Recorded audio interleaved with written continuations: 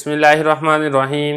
عیسیٰ غوجی کا چوتھا باب ہے برہان، سبق نمبر 3 میں خوش آمدید۔ آج کے سبق کے اندر ہم قیاس نظری کے بارے میں پڑھیں گے۔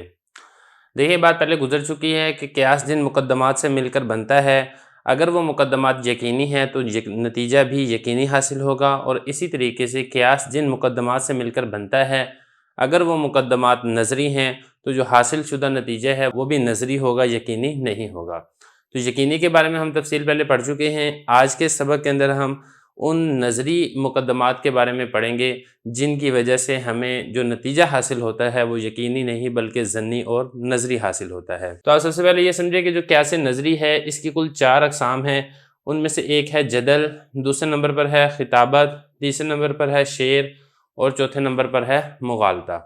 اب ان چاروں کے بارے میں ایک ایک کر کے ہم بحث کریں گے۔ سب سے پہلے آپ یہ دیکھیں کہ اگر مقدمات، یعنی جو قیاس کے 2 مقدمے ہوتے ہیں یا 2 سے زیادہ ہوتے ہیں، اگر یہ مقدمات مشہور ہیں، عرف عام میں رائج ہیں، لیکن یقین کے درجے تک نہیں پہنچے ہیں، جیسے اخلاقیات ہیں، آداب ہیں، رسومات ہیں، رسم و رواج وغیرہ ہیں، جو کہ عمومی ہوں، ان سے جو قیاس مرکب ہوگا، ایسے قیاس کو قیاس جدلی کہا جاتا ہے۔ جدل کا معنی ہوتا ہے جھگڑا کرنا، چونکہ اس کا استعمال اکثر مناظروں میں کیا جاتا ہے ایک دوسرے کو شکست دینے کے لیے، اسی مقدمے کا یعنی اسی قیاس نظری کا استعمال ہوتا ہے، اس لیے اسے قیاس جدلی کہا جاتا ہے۔ تو یہ پہلی قسم ہے جدل۔ دوسرے نمبر پر آپ دیکھیں خطابت۔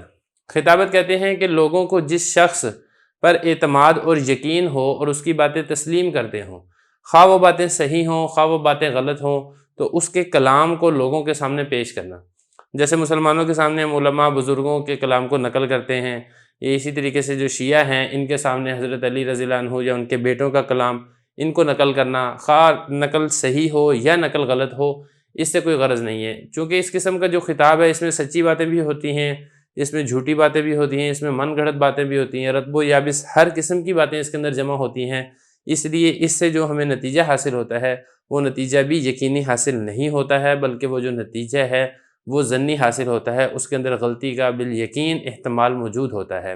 تیسری قسم آپ سمجھیں شعر کسے کہتے ہیں۔ دیکھیں انسانی نفس میں یہ صلاحیت ہے کہ وہ آواز، الفاظ کی بناوٹ، ترکیب اور مضمون واقعہ سے متاثر ہوتی ہے۔ اگر ایسا کلام ہو جس کا براہ راست نفس پر اثر پڑے، خواہ وہ کلام جھوٹا ہی کیوں نہ ہو، اسے شعر کہتے ہیں۔ اکثر اشعار اسی طرح ہوتے ہیں، اور زیادہ جھوٹا شعر ہو، زیادہ خیالی اس کے اندر باتیں ذکر کی جائیں، وہ انسان کو زیادہ متاثر کرتا ہے۔ تو اگر اشعار سے آپ نے کوئی نتیجہ نکالا ہے، اشعار کو آپ مقدمات کے اندر لے کر آئے ہیں، تو ان اشعار یعنی ان مقدمات کے نتیجے میں جو آپ کو نتیجہ حاصل ہوگا وہ نتیجہ بھی ظنی ہوگا، وہ نتیجہ بھی یقینی نہیں ہوگا۔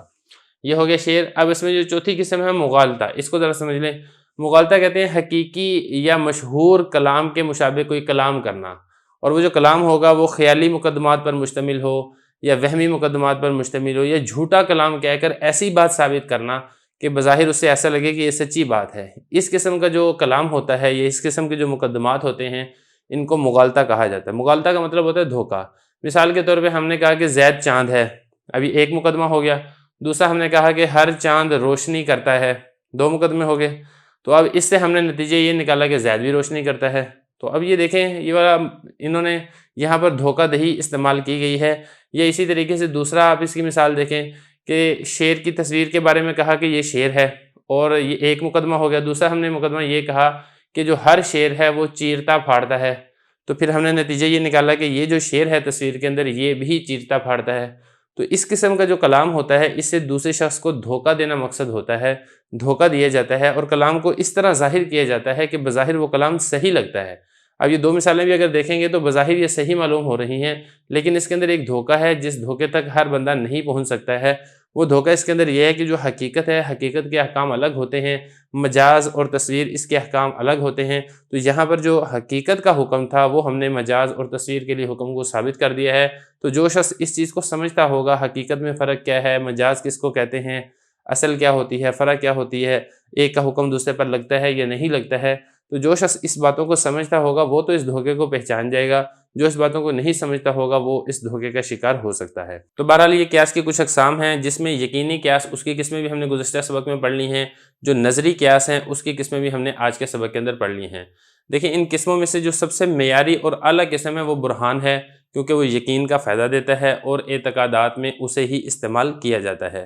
مصنف رحمہ اللہ تعالیٰ نے اسی فصل پر اپنی کتاب جو کہ ایک چھوٹا سا مفید رسالہ تھا اس کو ختم کر دیا ہے۔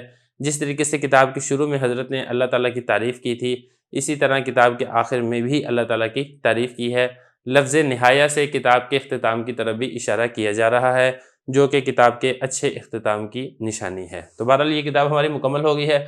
اب اسی سے متعلقہ جو عبارت ہے کتاب کی ہم انشاءاللہ اگلے سبق میں اس کو حل کر لیں گے۔